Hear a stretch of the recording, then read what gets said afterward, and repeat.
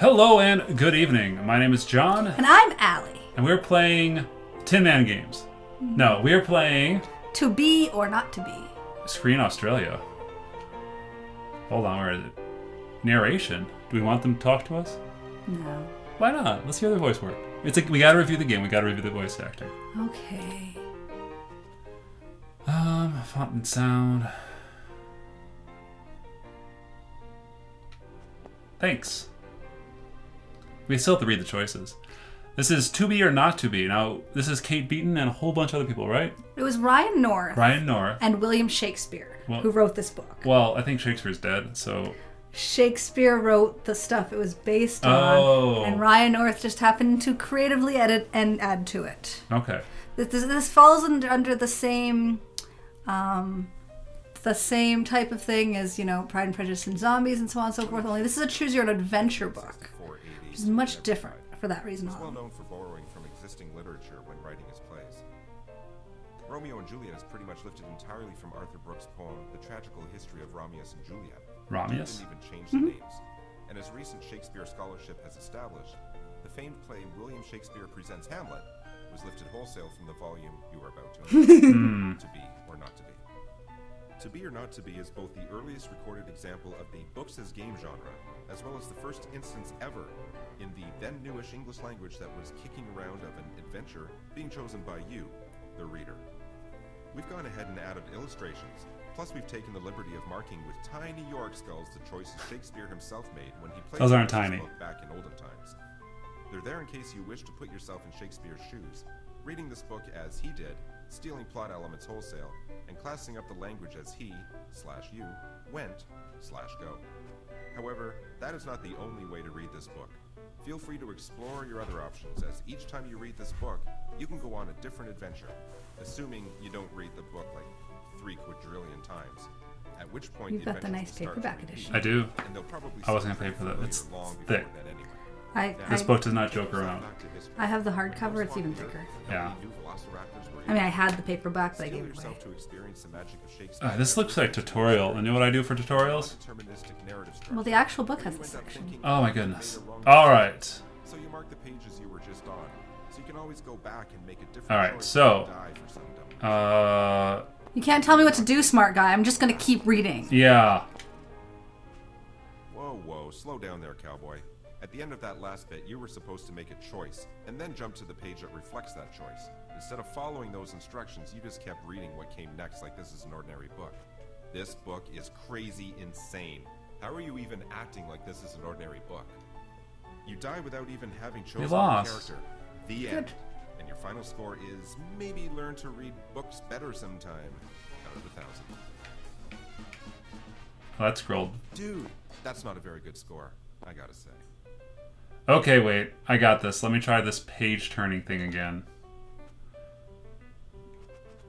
Alright. Should we take a... What if I just read the acknowledgements instead? You're oh, okay. No book comes together without an author feeling like Thon's in debt to someone. Thanks to Metafilter for all the terrific advice on how to dispose of a body and not get caught. Spoiler alert. There's murders in this book? Yep. They have a page just about this. Did you know that? They're one of the top search results for dispose of a body. And I guess wait, Metafilter still exists? I guess. Service for not getting me in trouble yet. After I ran all I have a lot of friends who happen to know people from CSIS. And I want to know how to get rid of make stew. Oh, we can make stew in this book. And gross dead I think there's a recipe in it. How to hide You can go find the recipe. And what if I committed the murder act? How do I ditch the body and not go to jail? It's an emergency. Thanks also to Chef Michael Smith. Hold on. I want to do one thing. And William Shakespeare for the stew recipe. I want to go here. Options. Font and sound. You can change the font to dyslexic? Oh my goodness, we have to do that. Oh, it's a dyslexic beneficial font. Okay, never mind. That's probably good. I'm okay. I was just hoping I could adjust the volume so I can get more more narrator. All right. Anyway. Oh my goodness! It reset the page we're on. So why didn't you want to set to dyslexic? We don't need that. It's reading to us. Okay. Spoiler alert. Plus, everybody's dyslexia is different. They have a page just about this. All right. Okay, I'm ready now. I will choose my character. Dispose of a body. You have just been born. Congratulations, good work on that thing. Yay! Now, surprise! Babies are boring, so we're gonna jump ahead in time to a point where you're an adult and you've already lived a bunch of your life. Babies I are promise boring. Most of what we're skipping over was really dull. You ate a lot and slept a lot and made some friends, tears were shed, makeouts were totally had, etc. It was a bunch of high school stuff. The awesome stuff starts now. Now. Now, So, let's begin, my friend. high school stuff wasn't that good. We can skip Remind over me high school again who stuff. you are. Are you Ophelia? She's an awesome lady in her late 20s with a calm, competent, and resourceful demeanor. She's got a +1 bonus to science, but she's also got a -1 weakness against water, so heads up. I like Ophelia. Are we Ophelia? He's an emo teen in his early 30s. Hamlet? Also, Don't want he's to the be Prince of Hamlet. Denmark. I'm resistant to Hamlet magic has a though. +1 resistance to magic, but there's no magic in this adventure, so this never gets mentioned again as of right now. Hamlet Sr.? He's the king of Denmark, 50 years old. He's super good at fighting and leading men into battle in naps. Let's say +1 to each? Look, bottom line, he's an unstoppable machine of death. And should you choose to be Should we do him, Hamlet you Senior? will experience kingly No. glory. Ophelia. Play as Ophelia. Play as Hamlet. Wait, what's the skull mean again? That Plays the Hamlet skull Senior. means that is the decisions that Shakespeare used when he published his plagiarized version of this story. Oh. Should we do it? Should we follow the official No. path? Okay, we'll be Ophelia then. Yay! Right, you're Ophelia. You are a beautiful and independent young woman. Aw. Although it makes you roll your eyes when you think about it, you've fallen in love with a prince. Prince Hamlet is funny and charming, and he seems to like you a lot. You try not to get too excited about it, because you're worried you might jinx it. But things really are going great. Only it's been hard doing the long distance thing while you've both been off at university. And while you've loved studying capital S science, and you're sure Hamlet's loved studying capital U undeclared, it hasn't been easy. Now that you're both back together in Denmark for his father's funeral and his mother's second wedding, it's been harder still. Hamlet's really sad, and you can't blame him for that since, you know, his dad died. But you wish there was something you could do to help him. When you last saw him, Hamlet mentioned how the castle seemed cold and drafty, and for some reason it stuck with you. You've been sitting at your desk, trying to think of something you could give him that would help with that. A way of cheering him up a little. Remind him he's still got people who care about him. He wears these cloaks all the time, but then he's taking them off in warm rooms and putting them back on in cold ones. If only there was some way you could keep the rooms at a uniform temperature, he wouldn't need to be constantly adjusting his clothes Am I every gonna day. invent To do that, heating? You'd need some way of measuring heat, Possibly. and a way of transporting it through the castle, perhaps through a series of pipes. Your thoughts are interrupted by a knock at your door. Who is it? You call. It's me, says your brother. Come on, let me in. Let him in. Tell him you're busy. We're busy. Who's her brother, by the way? Was that Laertes? I can't remember. I'm busy. I'm busy, you shout through the door to Laertes. I'm leaving for France soon, he shouts back. Don't you want to say goodbye? Apparently not, you shout in reply. Whatever, Laertes yells. He storms off, stomping all the way. You sit in silence for a moment. He stomps back. Say bye to Dad for me, okay? He shouts. Okay, I will, you yell through the door. He storms off again. To France, I guess? Brothers, am I right? Return to your work. Should I choose this option? It's the only option we have. I just want to make sure you have a choice. Should we choose this option? Yes. Okay. We will return to our work. At your desk, you continue your work on the problem of automatically heating the castle. Hours turn into days and you're generally left alone by both your family and your boyfriend. Your father ignoring you is no big deal, and while you're a little worried about Hamlet not stopping by more often, he has asked you to leave him alone for a while he mourns, and you're respecting his wishes. But if you're going to be honest with yourself, you've also just gotten really absorbed in this problem. You decide to split the problem into sections, delivering heat and knowing when to deliver heat.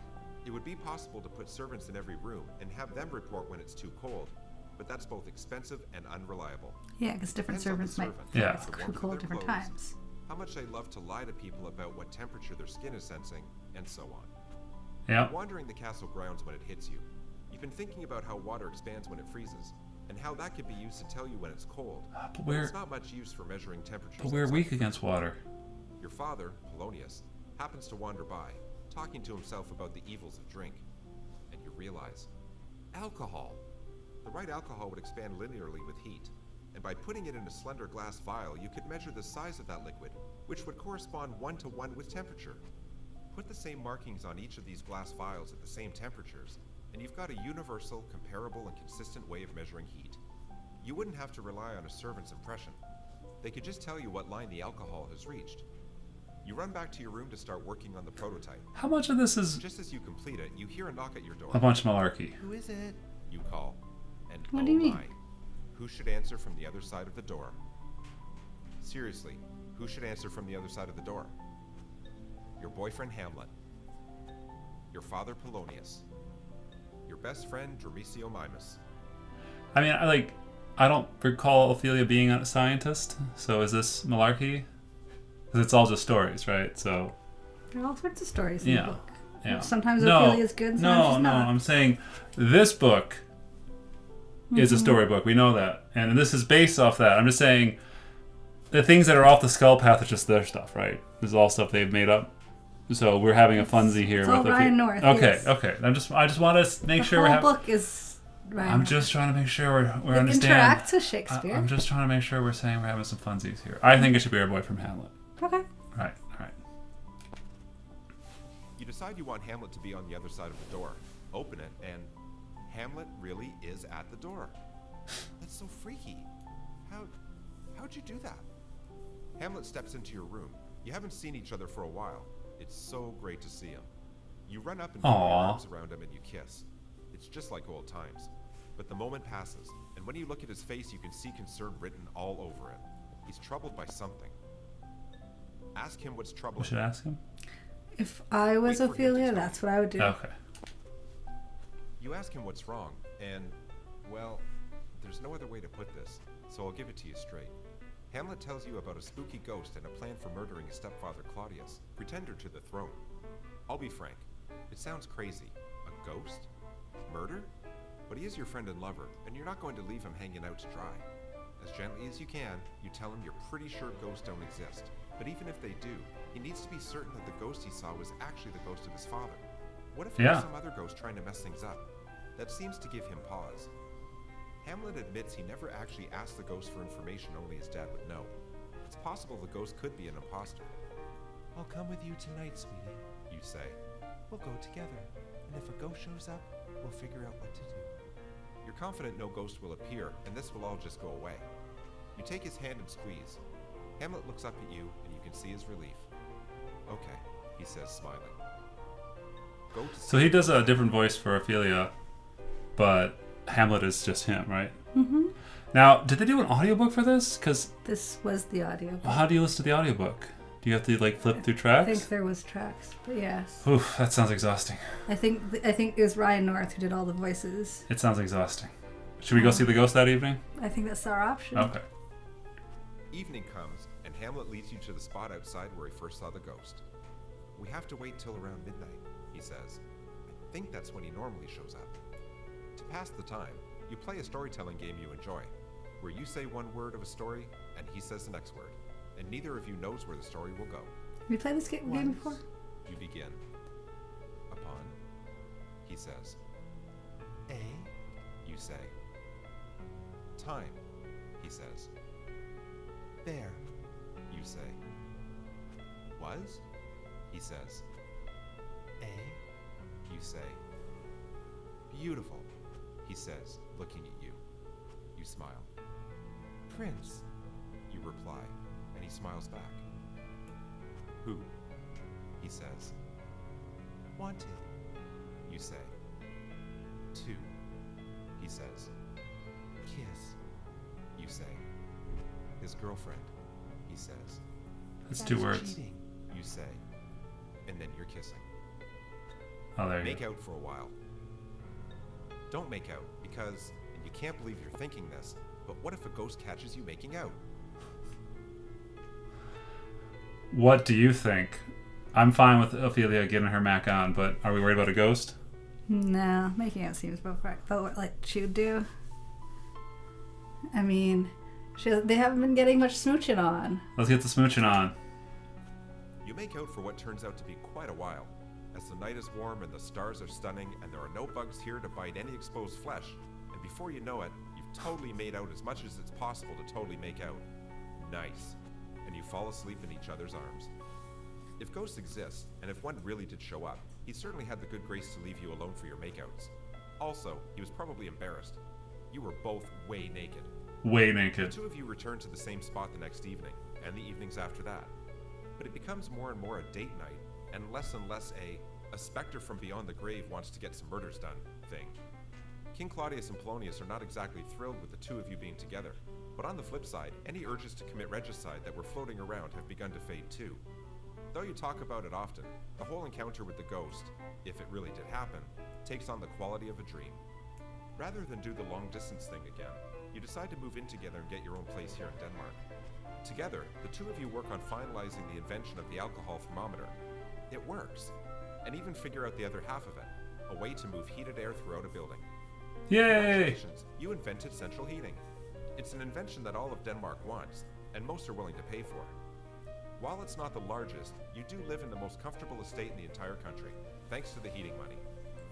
One bright summer day, as the two of you walk through the castle garden, you get down on one knee and say words to the effect of, "Sweetie, you're the most important person in my life, and I can't imagine ever living without you. I want to make you as happy as you make me every single day. Let's get married." You mean every word. It's not the most traditional proposal in the world, nor is it the most traditional wedding, but it's wonderful and beautiful and perfect. You're very happy. You don't invite Claudius to the wedding. A few years later, Claudius falls ill with some sort of lung disease. That's always His how it doctors is. are unable to treat it effectively.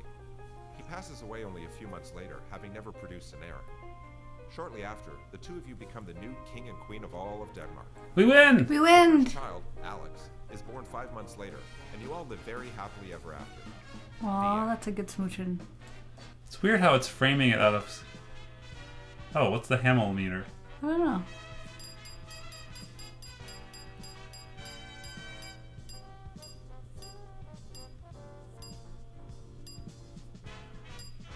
Am I kissable? Not to be. Oh, that's a low score. Your stats this adventure. There's stats? Choices Choices made, made, 13. Times you were. Which character? Oh. Times you were Times not. you were not. Ross... Rosenkratz. Oh. Guildenstein's. Alright. You created a better story than Shakespeare. Yay! Start a checkpoint? Sure. What are our checkpoints? We should choose Oh. your character. So there was only one checkpoint? That way we only passed one checkpoint. Yeah. You have just been born. Yep, Congratulations. born. Good work on that. Babies are boring. Now, surprise. Babies are boring, so we're going to jump ahead in time to a point where you're an adult, and you've already lived a bunch of your life. Let's be King But I Hamlet. promise most of what Hamlet we're skipping Senior? over Yes. was really Okay. dull. You ate a lot and slept a lot. You are King Hamlet. All Yay! of Denmark is under your command. Everything's going so great for you. At present, you are in Norway, where just this afternoon, you led Denmark's forces to an astounding victory during which you personally killed the Norwegian king. Stabbed him right through the head, you did. His eye popped out and rolled on the ground, and then you stepped on it. Whoa, your ass is bad. You are a badass. You decide after a day of being good at fighting, you should have a nap. You've earned it. Naps are Settle good, down yeah. in an orchard for some nappy times. During your delightful rest, your brother pours some poison in your ear, and you die. Surprise! You didn't know poisons work that way. Wait, what? Wow. You've barely made one choice so far, and you're dead already. Way to go, champ. You're really good at books, huh? It's Aw. just a stellar job you're doing here, Chuckles. Yeah, I wonder why they cut off the pictures at the top. Okay, fine. I feel sorry for you. Here's a choice. Ooh, let's become a ghost. Okay. Ghosts are fun. Good news. The afterlife exists, and it's full of ghosts. You know this because you're now one of them. You get to spend all your time slamming doors, rattling chains, and telling on the person who killed you. But here's the thing. I, the author, told you, the reader, that your brother poured poison in your ear while you napped. But you, as Hamlet Sr., have no idea how you died. You slept through the whole thing, so you need to figure out who killed you if you're going to revenge yourself on your murderer, assuming you even were murdered. Because Oh man, that's for meta. all you know, you could have died of a heart attack. This is an example of dramatic irony. Only since we're in the second person, it's an amazing example of an entirely new species of dramatic irony. Something I'm going to call second person pronoun paradoxical autodramatic irony. I like it. You are now Works. aware of Rolls off the tongue. information that you're not aware of. This should be fun. Except that you died of a heart attack. Listen in on people's conversations and see if any of them talk about how they totally killed you. Probably the second one. Yeah. You hang around Norway for a bit, trying to listen in on what people are saying, but they're all speaking Norwegian. Well, so the thing is, You only speak Danish. Norwegians can actually Norwegian understand is a little Danish. They difficult. can't speak it usually, sounds like but they can Swedish usually to you. understand it. See, that's what Which they're saying, actually yeah. makes a lot of sense, since Danish, Norwegian, and Swedish are all related North Germanic languages, descended from early linguistic differentiation between regular Germanic speakers and North Germanic speakers around 200 AD. You nod your head, agreeing that all of this is both accurate and extremely interesting. While these three languages are generally supposed to be mutually intelligible, you find you can understand Norwegian speakers only if you're concentrating, which you are, and if they're speaking slowly and clearly, which they're not, as everyone is running around upset about war, and all these kings getting killed. It's a real problem. Ironically, Norwegian speakers can understand Danish easier than Danish speakers understand Norwegian, but that doesn't help you much. That would only be useful if you were playing as a Norwegian king, whose ghost is stowed away on your army's boat headed back to Denmark. But I haven't given you that option, even though it would be extremely awesome. If you're Man. wondering what happens to this vengeful ghost king, I can tell you only this. The answer exists in your imagination. Ooh. But here's the good news. It turns out written Danish and written Norwegian are actually pretty similar. So you spend the next several nights haunting people, quietly reading their diaries while they sleep peacefully in their It's beds. kind of creepy. Convenient that they all write diaries. Yeah. Ghosts do this all the time. Ghosts just love sneaking a peek at the secrets of the living. It takes a while, but you finally find the diary of someone who wrote, on the day you died, that she was wandering by a garden, minding her own business, when she saw some Danish guy pour something in some other Danish guy's ear. Hey, that sounds like what could have happened to you. But remember, you don't know that's exactly what happened to you, because of the new irony we invented. Wake up this person and ask her about it. Wake up this person and hold up a piece of paper where you've written down a question asking her about it. We should do that one. Right? Okay. You grab a piece of paper and write down the words, "Hey, I'm not here to kill you. I just want to know about that murder you maybe witnessed." But in Danish, of course. Haha. You gently shake the woman awake while holding the piece of paper up in front of her. She's freaked out initially. She was just woken up by a ghostly apparition from beyond the grave. But once she reads your note, she looks at you suspiciously and says, "For real?" You flip over the paper and write, "Yeah, I'm the guy that got killed maybe. And I guess I want to revenge my death or whatever. But please speak slowly, as Norwegian is not my native language. I'm from Denmark." Good, yeah. The woman says in Danish. "I speak Danish too." "Kick-ass," you reply. She tells you what she saw and gives you a physical description of the guy. Unfortunately, the man answering to her description could only be one person. Your brother, Claudius. Uh-oh. Congratulations, my king. You now know what you know, so that whole second-person pronoun paradoxical autodramatic thank irony God. thing has been slain. You've been We awarded slew something. 500 experience points. Plus, you've unlocked a new quest. What do we do with Revenge experience yourself on points? Claudius. I don't know. You're feeling pretty chuffed about this whole situation. Okay, let's revenge your death. Your murderer is getting away with it in Denmark. Swim back to Denmark. Wait You're- for the next boat back We're a to ghost. We're ghosts. Can we actually swim? I would just take the boat. I don't want to get lost. Okay. Yeah? Or do you want us to try swimming? Ghosts I don't can't. know. I don't think ghosts can swim. I don't know if ghosts can pick the right boat. I'm trusting a king can pick a boat. Yeah, but I don't know how frequent boats are in Denmark. We'll see. Okay. You go down to the docks and start poking your head into the bridge of every boat you can find, flipping through the captain's logs and itineraries until you find one that's headed for Denmark. And it leaves in just a few minutes. Convenient. Nice. This is really convenient. During the voyage, you poke around the boat looking for things to amuse yourself with. You experiment with doing some ghost things, like putting your head inside a barrel of wine and then making your head corporeal. But that just causes the barrel to explode with a sudden pressure inside, and makes you get wine in your eyes. So you don't do that more than a few times. A few times. It only takes a while before your boat arrives in Denmark. Arrive in Denmark.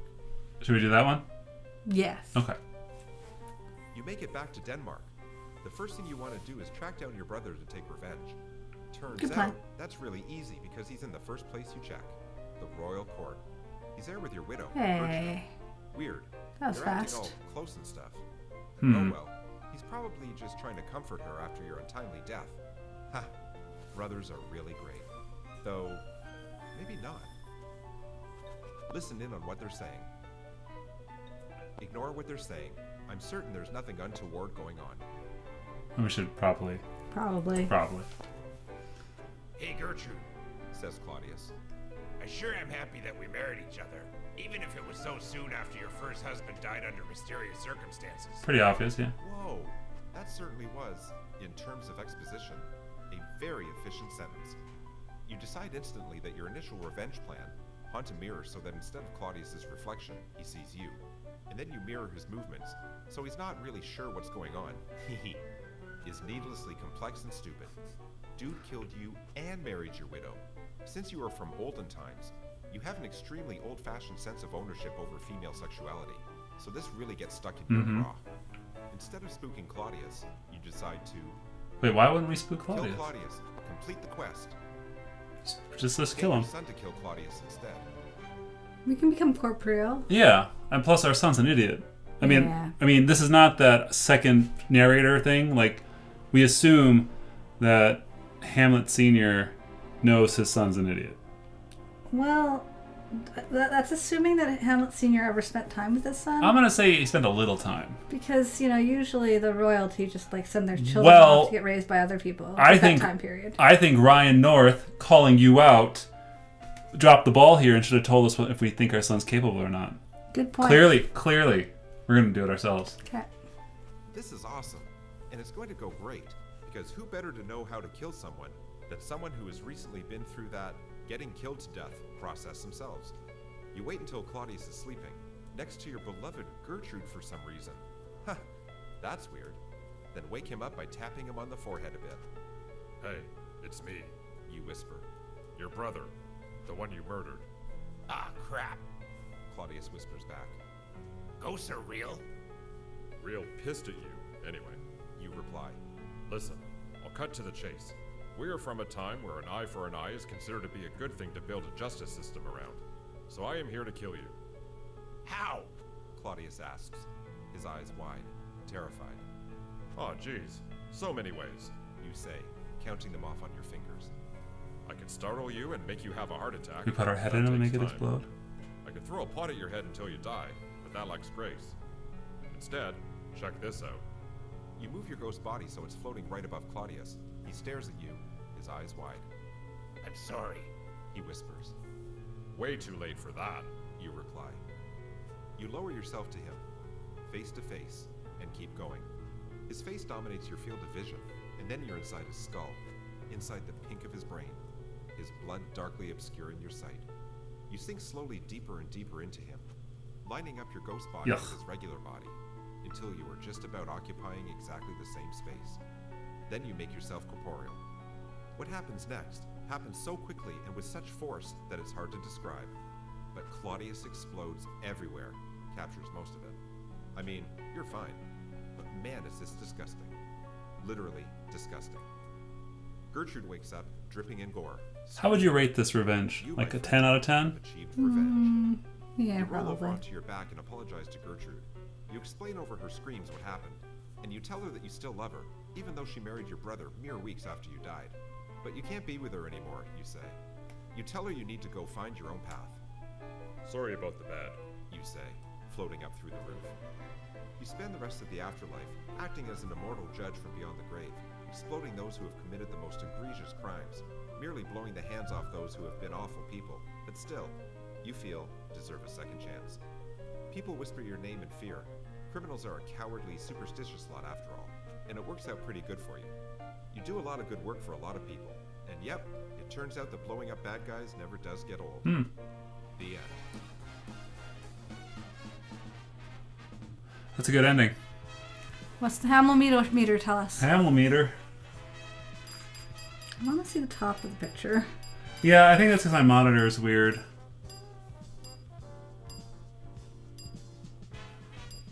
How do we do? Still not to be? Man, well, we didn't play as Hamlet. Maybe we have to play as Hamlet to get Howmeters? I don't know. Well, potions misused, choices made, times you were not. Bears married. We did not marry any bears. Okay. So, this has been To Be or Not to Be, the Ryan Noith et al. Experience. What do you think? I mean, you read the book, right? Yeah. I read the book. I spent I a did long not. time trying to read every single ending. That in seems the book. impossible. Partly because I really love the art in the book. I mean, there's so many different good You mean artists. the art in the game, too? I mean, there's so many good art endings. That's not at all. It's not at all for the camera. There you go. But that's going to be in the corner of the screen, so no one's going to see that. But the book is good. I don't remember how I got this game on my computer. It came with the book. It came with the book? I don't remember that. Maybe I got an email. Yeah, I got a Kickstarter email. So clearly my opinion's biased. As far as game goes, it's a choose your own adventure book. So it's a low impact game. But I think it's a good story one. And I like the narration. I think this is best as like an iPad, sit in bed kind of thing. Probably. Because I don't know if you'd want to like boot up your computer and sit at a desk and do this. But you can definitely read it with your kids. Oh yeah, for sure. There's nothing exploding bodies or anything in there. Well, like kids like that, and They do. and I know that a lot of English teachers have started teaching Hamlet through this book now. Oh, that's cool. For people who struggle with regular Hamlet, because Everybody struggles with Hamlet. yeah, I know. So like, although it does include way more than regular Hamlet, like inventing the mercury thermometer and other possible endings. Yeah. Yeah, I think there's a lot of cool stuff in there. I'm glad they added the open dyslexia font. Some of our losing contestants receive a gift basket of delicious chocolates. Esoteric debug information. Wow. Oh, all right.